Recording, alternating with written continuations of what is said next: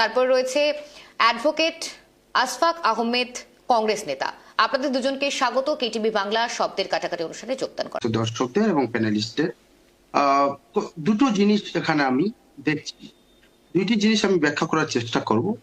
সরকার এর প্রায়োরিটি কি ছিল এবং প্রমিস কি করেছিলেন। 15টা ওনাদের সংকল্পপত্রে প্রমিস করেছিলেন, কিন্তু প্রায়োরিটি আমরা কি দেখলাম? 16 আগস্টে 100 দিন পূর্ণ হলো সরকারের, কিন্তু তাদের ইস্তেহারের যে ঘোষিত কর্মসূচি যেগুলো ছিল সেগুলো কি প্রায়োরিটি ছিল তা আমরা দেখতে পারিনি। প্রায়োরিটি গুলো কি দেখেছি আমরা?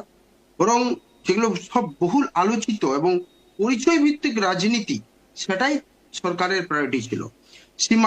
1950 সালের একটা আইন, সেটাকে কঠোরভাবে প্রয়োগ করা, ইতিহাস চর্চায় নতুন অগ্রাধিকার নির্ধারণ, শ্যামাপ্রসাদ মুখোপাধ্যায়কে কেন্দ্র করে 200 কোটি টাকার কর্মসূচি, 125 ফুটের মূর্তি নির্মাণের উদ্যোগ, সোহরাওয়ার্দী এভিনিউয়ের নাম পরিবর্তন করে গোপাল মুখার্জি রোড, 20 জুনকে পশ্চিমবঙ্গ দিবস হিসাবে প্রতিষ্ঠাতা করার উদ্যোগ, এবং জরুরি অবস্থায় সময় মুচলেকা দেওয়া 325 জন আরএসএস কর্মীকে লোকতন্ত্র সেনানী উপাধি এই সমস্ত দেওয়া, এবং আপনারা এগুলো হচ্ছে সরকার। তারপর আমরা কি দরকার প্রায়োরিটি দেখলাম?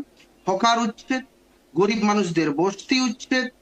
আর কিছুদিন আগে খুব নিন্দা আমি জানাবো যে একটা মা তার বাচ্চার জন্য দুধ গরম করছিলেন। মানবিকতা কি নেই? একটা মন্ত্রীর যে এইরকম ভাবে তাকে তাচ্ছিল্য করা, ভোটের আগে তাদের কাছে ক্ষমা চাওয়া, তারপরে তাচ্ছিল্য করা।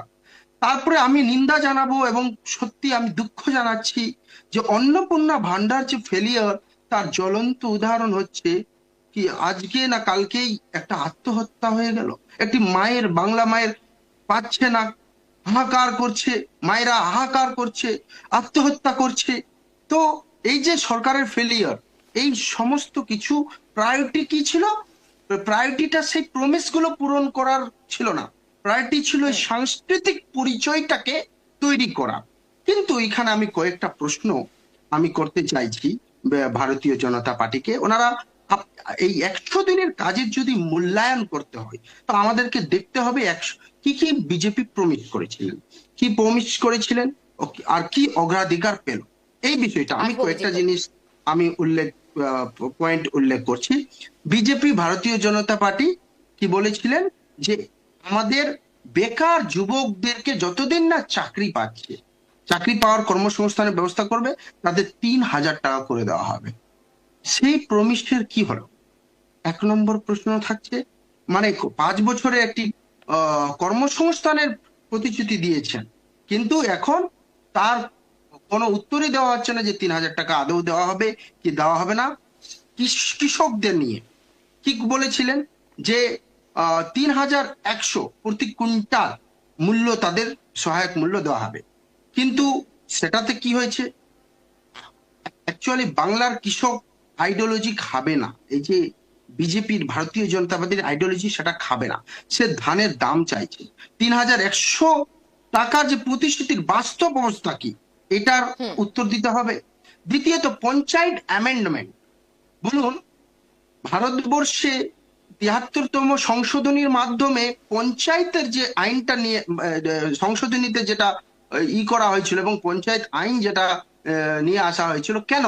জনপ্রতিনিধিদের হাতে ক্ষমতা দেওয়ার জন্য। আপনি ভিজিলেন্স করুন, আপনি অডিট করুন, সোশ্যাল অডিট করুন, যারা দুর্নীতি করছে তাদের গ্রেফতার করুন, কিন্তু আপনি ডিসেন্ট্রালাইজেশন তাকে বিউরোক্রেটাইজেশন করে দেবেন, এটা কি করে হতে পারে?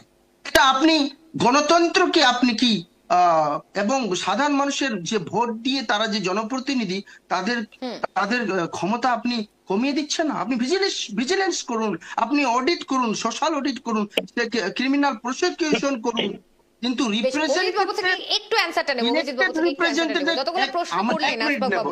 ম্যাডাম আমি 1 মিনিট নেব, অভিজিৎ বাবু আবার আসছি, আরেকটা কয়েকটা প্রশ্ন আমি 1 মিনিট নেব, 1 মিনিটে শেষ করছি আমি। টিএমসির কাটমানি, সিন্ডিকেট, করাপশনের বিরুদ্ধে ব্যবস্থা নেই, কিন্তু এতে কংগ্রেস, জাতীয় কংগ্রেস বাধা দেবে না। কিন্তু সিন্ডিকেটের জার্সি বদলে আরো বড় বহুগুণে তলাবাজ হয়ে যাবে, সেটা কি করে হয়? তারা জার্সি বদলে ট্রান্সফার, এটাকে বিজেপির সিন্ডিকেটকে ধ্বংস করা নয়, বরং তারা সেটা পরিবর্তন করে ট্রান্সফার অফ ম্যানেজমেন্ট করে দিচ্ছে। আমি 100 দিনের এখানে যদি বলি, তো সত্যি কথা বলতে গেলে ভারতীয় জনতা পার্টি প্রতিটি জায়গায় এই 15টা যে প্রতিশ্রুতি দিয়েছিলেন, 15খানা, সব জায়গায় ফেল। শুভেন্দু অধিকারীর কথায় 450 টাকার গ্যাস আমরা পেলাম না। শুভেন্দু অধিকারীর কথায় আমরা অনেক কিছু পশ্চিমবঙ্গের রাজ্যকে দেওয়ার কথা ছিল, সেগুলো তাহলে এই বইটি যে পেশ পেলাম করা না। হচ্ছে, এটা কিভাবে দেখছেন আপনারা? এটা কি শুধুমাত্র রাজনৈতিক এজেন্ডা? ডেফিনেটলি ভারতীয় জনতা পার্টি এই 15খানা যে প্রতিশ্রুতি দিয়েছিলেন, তার শুধু অন্নপূর্ণাটাতে একটু মানে করার চেষ্টা হয়েছে, তাতেও ফেল। বাকি 14খানা কোথায় গেল? বেশ, বলুন অভিজিৎ বাবু। হ্যাঁ, কংগ্রেসের কথা শুনতে খুব ভালো লাগে, বেশ সুন্দর কথা, তোতা পাখির মতো। তাও আমি ছোট্ট করে দুটো বলে দিই। বেশ, আমি গৌরব একটু জবাব দিতে চাই। জাতীয় একটু, কংগ্রেসের একেবারে আজকে ছোট করে। জাতীয় কংগ্রেসের কর্ম কেরালায় নিয়ে পেপার আজকে লিক হয়েছে মূল্যায়নে দাদা। আমরা বসিনি। আজকের ডিবেটের পয়েন্ট হচ্ছে পেপার লিক হয়েছে কেরালায়? পশ্চিমবঙ্গে 100 দিনের দাদা, পেপার লিক রাজ্যের হয়েছে? ও সরকারের আচ্ছা, কাজ। পেপার তো লিক হয়েছে? জাতীয় কংগ্রেসের পেপার ডিবেট লিক নিয়ে আসুন, হয়েছে? আমি কেরালায় সেই পেপার ডিবেট লিক হয়েছে? করব। একটু বলুন না, একটু ঘটনাটা একটু না না, শুনি। ওই ডিবেটে পশ্চিমবঙ্গের নিয়ে মানুষ আসুন না, জানতে উদ্গ্রীব। সেটা নিয়ে ডিবেট হোক। কেরালাটা একটু আজকে বলুন না। ডিবেটের পয়েন্ট কি সেটা? কেরালা। অভিজিৎ চক্রবর্তী বাবু, কেরালা। আজকে ডিবেটের পয়েন্ট কি সেটা? সেটা তো বেশ, নয়। বেশ, আজকে বেশ, ডিবেটের কংগ্রেস পয়েন্ট আছে তো, হচ্ছে 100 দিনের কংগ্রেস কাজ। আছে তো, বেশ, কংগ্রেস বেশ, আছে, আমি চুরি করছে। আমি গৌরববাবুর কাছে যাবো, আসবো। বেকার ভাতা দুজনের কাছে আসবো, 3000 টাকা দুজনের করে কাছে দেবে। আসবো। পালাচ্ছে। বলতে দিতে হবে, আপনি গৌরববাবু চৌধুরীকে বলতে দিতে হবে এবার। আনএমপ্লয়েডদেরকে 3000 টাকা করে দেবে। বেশ, তার কি দুজনের হলো? কাছে তার জবাব আসবো, দিন না। দুজনকে সময় কেন দেবো, দিতে দুজনকে পারছে না? সময় দেবো। 15টা গৌরববাবুর প্রতিশ্রুতির কাছে মধ্যে যাবো। 14খানা প্রতিশ্রুতি কোথায় গেল? একদম, একদম। আর অন্নপূর্ণা আসবো, তো আপনারা আসবো, পেন। আসবো। তার জবাব দিন না। প্রতিশ্রুতিতে আমরা কংগ্রেসের 30টা ডিবেট পূরণ আসবেন, করেছি। আলাদা করে ডিবেট ডাকুন, আমি 30টা পূরণ জবাব করেছি। দেবো। আমরা প্রতিটা টপিকের বিষয়ের সাথে টপিক, জবাব আশফাক দেবো। বাবু, আশফাক বাবু বলতে দিতে হবে। গৌরববাবুর কাছে। দেখুন, সরকারের যে এই যে 100 দিনে 42 পাতার যা রিপোর্ট দিয়েছেন, আমি শুরুতেই বললাম প্রায়োরিটি ভার্সেস প্রমিস। সরকারের যে সংকল্পপত্রে যা যা প্রতিশ্রুতি দেওয়া হয়েছিল, সব প্রতিশ্রুতির মধ্যে শুধু অন্নপূর্ণাটাকেই একটু চেষ্টা করা হয়েছে, কিন্তু অন্নপূর্ণাটার চেষ্টাটাও সঠিকভাবে হয়নি এবং মানুষ আত্মহত্যা করছে। সবচেয়ে দুঃখের বিষয়, আত্মহত্যা করছে, মায়েরা কাঁদছে, বুক চাপড়াচ্ছে। তো সেটা আমরা দেখতে অত্যন্ত খারাপ লাগছে। দেখতে দেখতে খারাপ নয়, দুঃখজনক এবং নিন্দাজনক যে একটা মা আত্মহত্যা করছে তার কারণে। তো প্রায়োরিটি কি দিয়েছে? প্রায়োরিটি ওই মূর্তি তৈরি করতে দিয়েছে, প্রায়োরিটি ওই আরএসএস এর মুচলেখা দেওয়া, কিছু এমার্জেন্সি টাইমের ওই 300 কতজন তাদেরকে সম্মান দেওয়ার জন্য দিয়েছে। কিন্তু তার এমার্জেন্সিটা ঠিক ছিল তো, প্রতিশ্রুতি এমার্জেন্সিটা ঠিক ছিল তো ভারতের পক্ষে। অভিজিৎ বাবু বলতে আমাকে দিন। ফিনিশ করতে দেন, বলতে দেন, ডোন্ট ইন্টারাপ্ট। আমি বলতে না, চাইছি, বলুন। ঠিক একটা প্রশ্ন বারবার আসছে প্যানেলে যে মাত্র 100 দিন হয়েছে, এত তাড়াতাড়ি বিচার করছেন কেন? আমার কথা হচ্ছে, আমি 5 বছরের ফাইনাল, আমরা 5 বছরের ফাইনাল রেজাল্ট চাইছি না। আমি 100 দিনের ডাইরেকশন আর প্রায়োরিটি জানতে চাইছি। এই যে বলেছিল কর্মসংস্থান, 5 বছরে 1 কোটি কর্মসংস্থানের প্রতিশ্রুতি, তার কিছু কি শুরু হয়েছে? এটা আমরা জানতে চাইছি কত কর্মসংস্থান স্টার্ট করার চেষ্টা করেছে। বেকার ভাতার গল্প আসছেই না। 3000 টাকা বলে, যতক্ষণ কর্মসংস্থান দেব না 3000 টাকা করে বেকার যুবকদের দেবো, এইটা চলে গেছে, উড়ে চলে গেছে। এটা আর আমরা পাবো না, আর খুঁজে পাবো না। রাজ্য সরকারি কর্মচারীদের যে ডিএ সংক্রান্ত প্রতিশ্রুতি, তার বাস্তবায়ন কোথায়? আয়ুষ্মান ভারতে যে ঘোষণা শুধু করে দিয়েছেন, কাজের স্টার্টিং পয়েন্ট কিছু নেই। আপনি পঞ্চায়েতের দেখুন, পঞ্চায়েতের দুর্নীতিকে ধ্বংস না করে দিয়ে বলে না, নাকে মাছি বসলে নাক কেটে দাও, বিজেপির এই নীতি।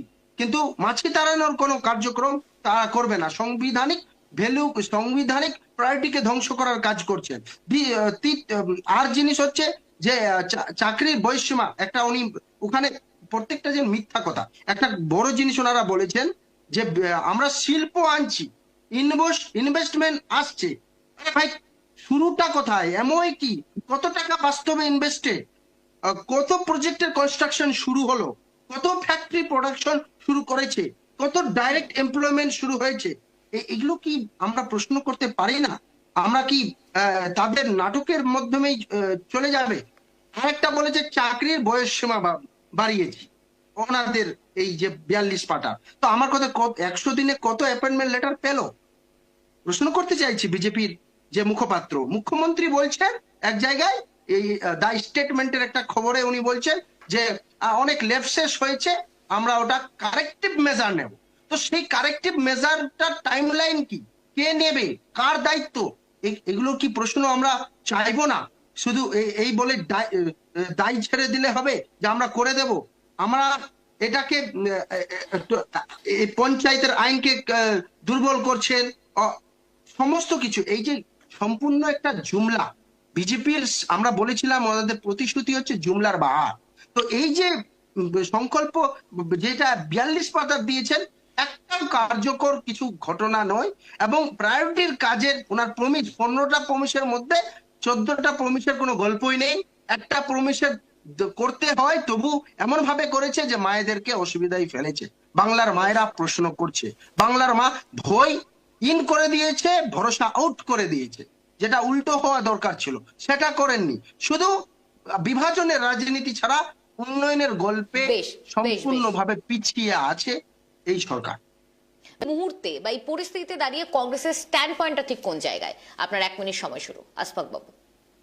আমাদের স্ট্যান্ড পয়েন্ট হচ্ছে যা ভারতীয় জনতা পার্টি যা স্ট্যান্ড প্রমিস করেছিলেন সেগুলো পালন করুক। আমাদের রান্নার গ্যাসের দাম, মূল্যবৃদ্ধি, এই সবগুলো মানুষের যে বেসিক নিডস সেগুলোতে ধ্যান দিতে হবে। যদি না দিতে পারেন তাহলে আপনারা ব্যর্থ আছেন। আপনারা মহিলার সুরক্ষাতে দুর্গা সুরক্ষা স্কোয়াডের কথা বলেছিলেন। 33% আসন সমস্ত সরকারি রাজ্যের চাকরিতে থাকবে, সেটাও কিন্তু আমরা কোনো কিছু দেখতে পাচ্ছি না। তো কৃষকদের আমরা ওই 3,200 টাকা দেওয়ার কথা আছে, সেটাও আমরা পাচ্ছি না। বেকার যুবকদের 3,000 টাকা যতক্ষণ চাকরি পাচ্ছে না তাদের দেওয়া হবে, সেটাও দেখতে পাচ্ছে না। চাকরি আসবে তাও পাচ্ছে না। 54,000 কোটি টাকার ইনভেস্টমেন্টের কথা বলা হচ্ছে, কিন্তু আদৌ বাস্তবে তা নেই, শুধু একটা জুমলা হয়ে থেকে যাচ্ছে। তো আমরা কংগ্রেসের স্ট্যান্ড পয়েন্ট একদম সম্পূর্ণ জিনিস সঠিক, যে মানুষের কাজ করা হোক, ডিসেন্ট্রালাইজেশনটাকে রাখা হোক, সেন্ট্রালাইজ করা যেন না হোক, যেটা পঞ্চায়েত অ্যামেন্ডমেন্টে করা হয়েছে, এবং সেটাকে সাংবিধানিক যে Democratic structure, separation of power, সেটাকে যেন বিনষ্ট না করা হোক এবং বিউরোক্রেটাইজেশন যেন না হোক। বেশ।